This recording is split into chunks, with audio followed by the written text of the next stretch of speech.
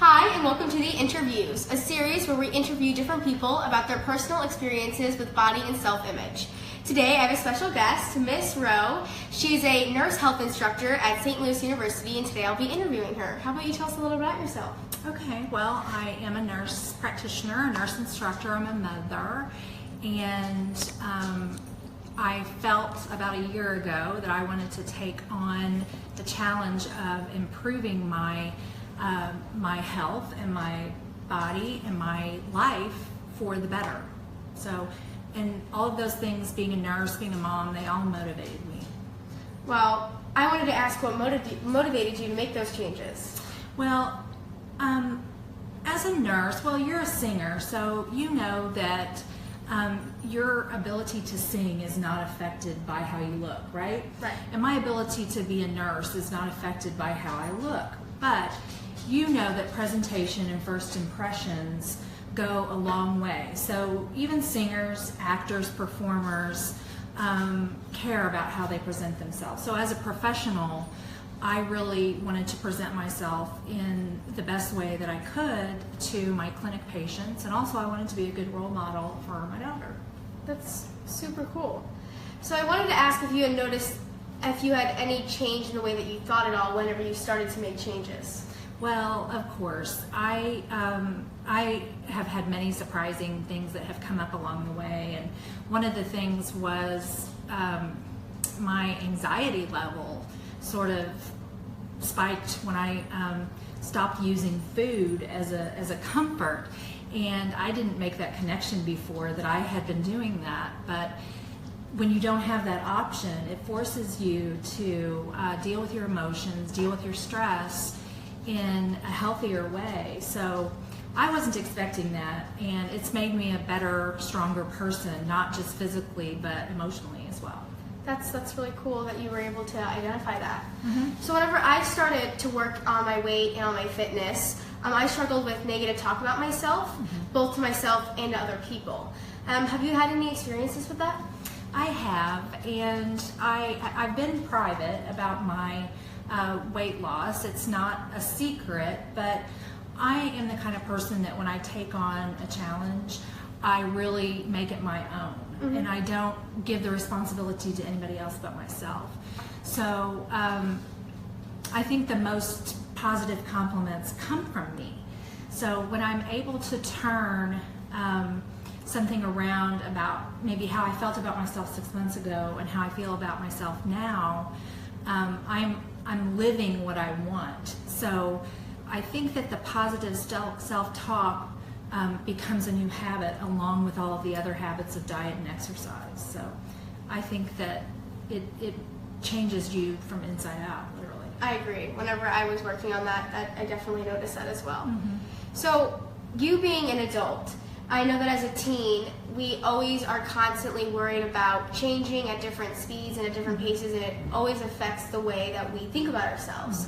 I wanted to ask if as an adult it's the same way. Do you think that body image is talked about more as an adult, or is it less? I think that your public image is less important as an adult than it is as a child, because when you get to be a certain age, I guess you just don't care as much what people think about you.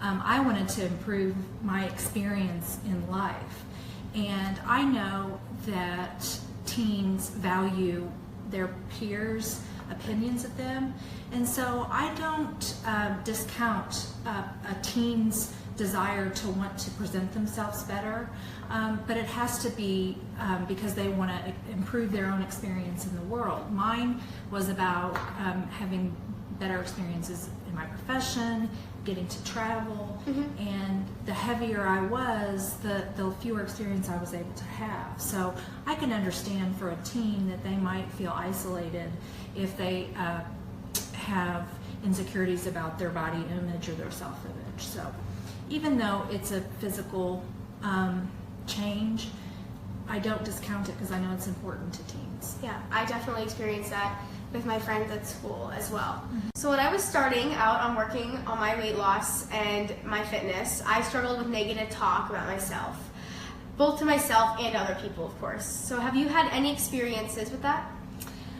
Well, I think I have experience with that every day, but I think whenever you are saying negative things about yourself or inside your head, it's a habit that you get into, and I think just like any other habit, you can replace it. And so when you catch yourself criticizing your efforts or call yourself lazy or whatever, I think it's easy to replace that with something positive and say, well, tomorrow, I'll be better than I was today. So you said earlier that when you started to make changes, you started having moments of negative self-image. Can you tell us about a moment when you had one of those thoughts and then how you overcame it? Well, I think that what I've had to do is adjust my expectations. And my only expectation at this point is that I'll be better tomorrow than I was today. At the beginning of every month, I take a photo of myself so I can track my progress, like the fourth day of every month. That's what I do.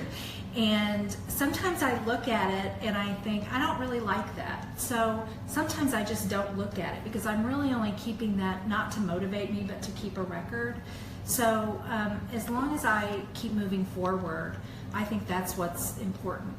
I don't need to pick apart every single action that I make. Well, you look amazing. Thank you. So you. Oh, thank you. I have to ask what the most rewarding experience since you started working on changing your body has been. The most rewarding experience has been feeling stronger. Yes. And my conditioning is better, so I haven't limited myself.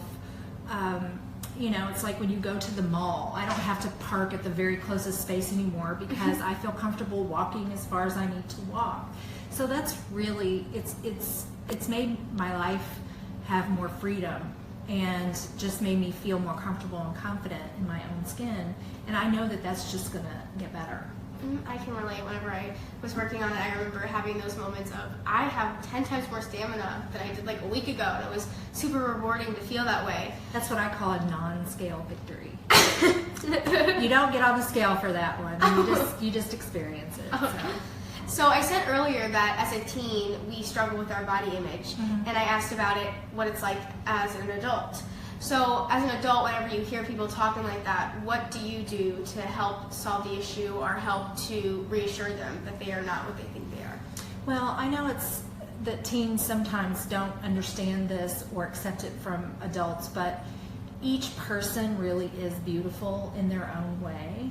And I think that teens' lives are a little bit smaller than our lives are as adults. And so I just would ask them to sort of step back from themselves and take a look at who they are and how they react with their friends and how they present themselves. And if they can just lead with a smile, that can help them promote a better self-image, and it'll then be reflected back on them. People will react more positively. So it doesn't have to be about losing weight or changing your hair or wearing the right clothes. It can just be a small change, like smiling instead of scowling. So on the topic of, I guess, sharing things with other people, if you could share something with yourself from 5 years ago, now, what would you tell yourself? I would tell myself that it is not too late and there is no effort too small. Well, thank you so much. That was so inspiring. I know that you've inspired me in so many different ways. Thank you for watching this interview, and we will see you in the next one. Bye.